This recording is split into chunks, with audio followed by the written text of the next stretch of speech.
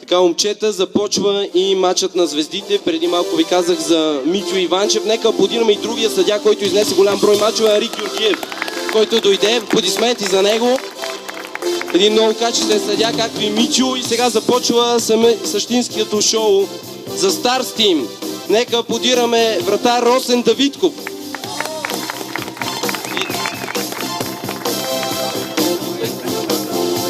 И Славомир Василев, втори вратар на отбора. Продължаваме с защитниците. Пламен Чарапански от Кауфланд. Забравих да кажа, че Росен Давидков представлява NGA, а Славомир Василев Урина, шампионите на Б група. Николай Георгиев, NGA. Васил Ангел, Скорпион Шипинг. Владислав Стефанов, неговия съотборник от Скорпион Шипинг. Решихме да ги сложим в един състав, много добри комбинации правят, бродират. Продължаваме с Николай Нинов, Бобал. Кристиян Дъхтев, Феникс Машини. Светлин Ботев, Контракс.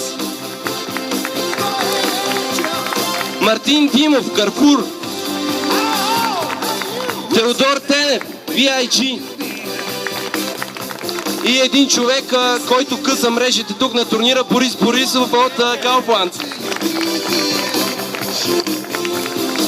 Сега вече преминаваме към Dreams Team. Вратар Игнат Георгиев. И полеви играчи Орлин Григоров, Кауфланд, България. Игнат представлява Мартинели. Евгений Андреев, Адаша ми от Бобал. Станислав Желязков, JTI. Пламен Найденов, неговия съотборник в JTI. Йонко Велинов, лидера на C3I, който изнесе голям брой от мачовете на гърба си на отбора. Ивайло Младенов, Урина, капитана на шампионите от Б група. Християн Хотарянски, Феникс Машини. Борислав Делчев, Кауфланд, България. Калин Преславски, Бобал. И най-поливалентният играч в турнира Петър Петров, Ледлайт. Той изреди всичко, от вратар до нападател.